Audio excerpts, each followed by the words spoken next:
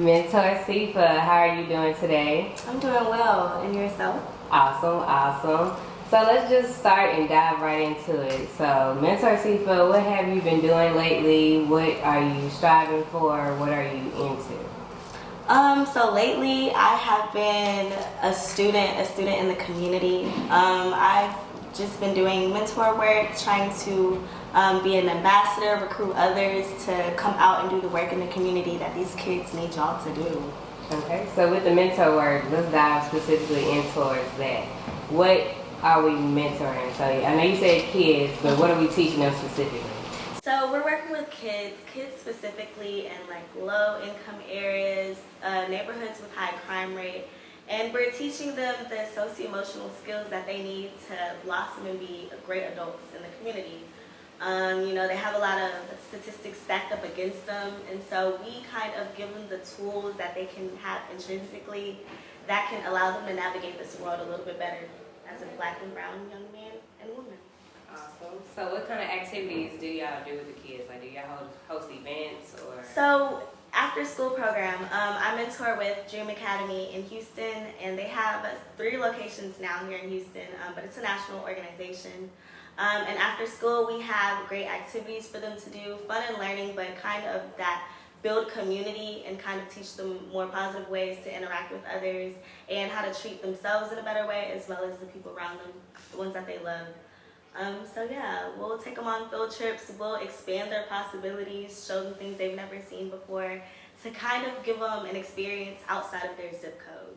Okay, so how would you say your stuff is different from say YMCA?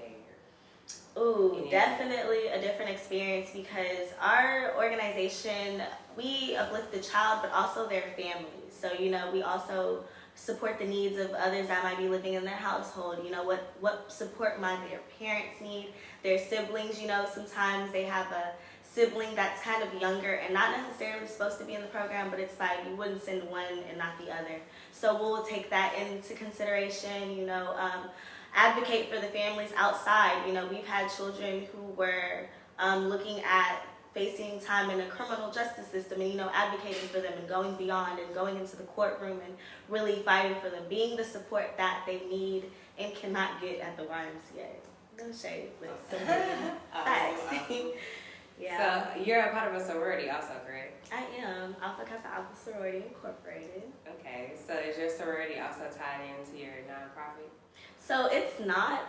This is not mine. I'm just a mentor within the organization. But as far as the sorority work that I've done, I've held a seat for the Global Impact Chairman of the Epsilon Lambda chapter. And I've done my work there separately. I was able to raise feminine hygiene products and get that sent to Kenya. So, we took us, increased our global footprint in terms of the work that we do. Yeah, so I've done separate work, but that's not necessarily what I do for the mentor work. However, I definitely love for my mentee to see me do that work and see that, the impact that I'm able to make, and I would love for her to strive to do that, and kind of like being what I would love, being what they see is what they believe. So, what they can become and just being that example for her. Okay. As an Kappa Alpha sorority member, what would you say to all the little girls out there that wants to be a part of a sorority but doesn't know which one to join? I would say do your research and take your time and allow it to come to you. I didn't know until I knew.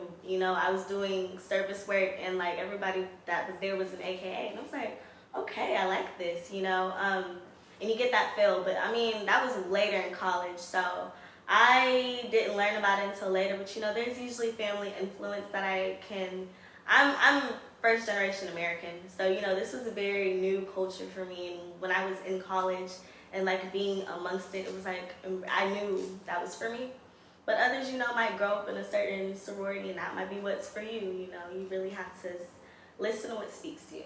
Describe that. Describe what being a first generation feels like. Okay, so my parents are Kenyan. So growing up in America having African parents is kind of different because it's like they're raising you in an environment they weren't raised in. So they don't necessarily, know all of the ways to go about things, even like growing up in neighborhoods that they didn't like, there's a lot of conversations that are new to them, like gangs and drugs being in, like, neighborhoods and middle schools, like, that was nothing I went back home and told, because it's like, how do you talk about this? We don't want to talk about it. So it was definitely different. It was a lot of having to learn, leaning on, like, my friends, because you spend most of your time at school 8 hours a day, and those are the ones who kind of, like, feed into you. So it was definitely interesting, kind of being a product of your environment. So who would you say instilled those volunteer roots within you? Like, where do you say you get that from? I would definitely say my family. Every Thanksgiving here, there's a turkey trot in Houston, and it goes through like the Galleria area, and we always volunteered. And just doing that with them growing up, when it came to high school and joining organizations, that was just natural to me. Just giving was very great. And I always loved kids. Number one, babysitter in the family, you hear me? So it was always natural. It just very much tied in. And so, like, being in being in college now and, like, mentoring with them and giving back, it's just, like, it's what fuels me. It gives me a different purpose. Gotcha. So, yeah.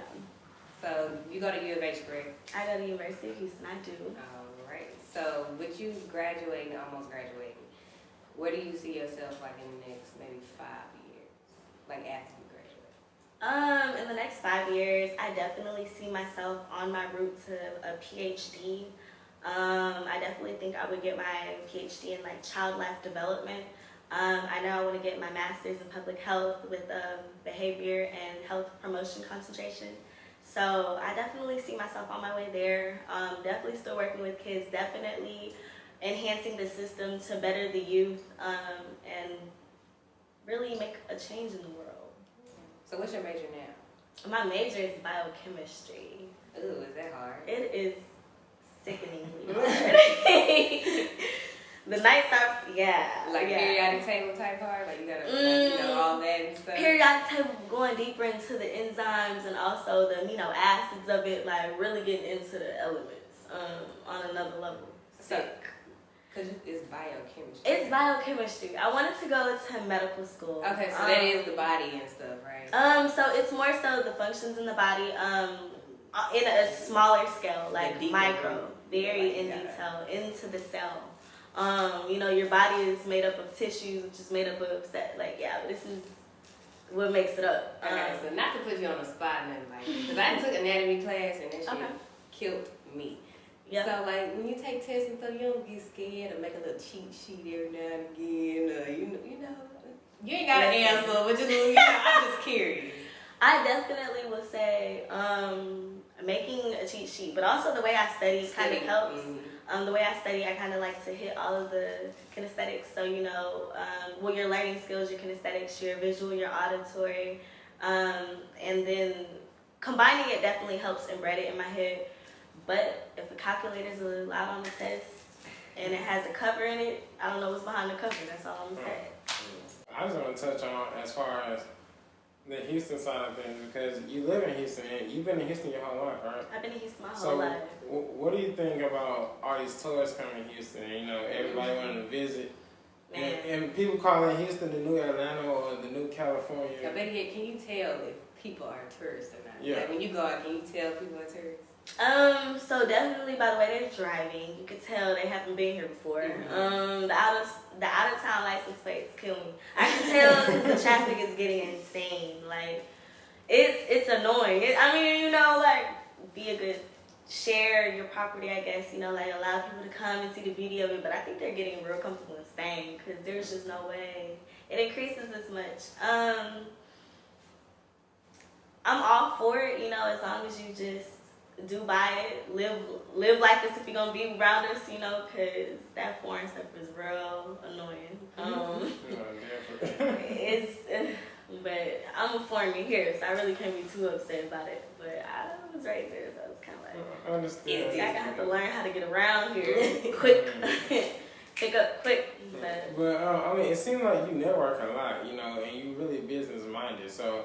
What do you take on business conferences or just getting out the house and going to different meetings? Networking. Let me guess. because I am the president of Collegiate 100 at my organization, so that's a business professional organization, and we promote networking. Networking is what's going to get you there. You know, it's not about what you know, it's who you know and who knows you. Your net worth is your network. Well, network is your net worth, you know, so definitely will say there's a lot of events in Houston in terms of mix and mingling with people in your field, and maybe not in your field, but you know someone. You know, it's always good to know a person who knows a person, and kind of like building off of those relationships, because I definitely am one who likes to connect and build community, so I think it's just really great. Being able to put yourself out there and make yourself available for others, because you never know what you could potentially do for others and how it might benefit the both of y'all until you know it. So I definitely am one to say get out there. You know, if you're thinking about going to something coming up, go. You never know what could benefit you, and you never know who you could benefit. So big on the networking. So for sure. How do you think people should go about finding these networking events? Social media is the easiest way. I think people do a good job in terms of trying to promote their events, and the way the government is working, like it'll put on your feed what you need to see. It's just about you going upon those opportunities and taking them, and like risking it sometimes. You know, it may be something that you might not necessarily feel like going, but go. You know, you never know. I'm big on you miss everything you don't shoot, so you gotta go. No, I definitely agree with you with that. So before we get up out of here, do you have anything that you want to leave the viewers with, whether it might be a motivational quote or just something inspiring? I'm religious, so I will say pray. I will say anything that you have that you're deciding on your head, talk to God about it. Maybe look up a scripture and go from there. Look into the book, read until you never know how he talks to you. In any faith you believe in, because I believe that in life you just need to believe in a higher up, whatever you choose to, you know, abide by that. All faiths have the basic rules of being a decent human being and doing your part on earth. So it's going with what you believe in and really like carrying it to, because sometimes when life is hard, you need something to believe in, and believing in a higher up will lift you up. So I like that. Having faith at all times.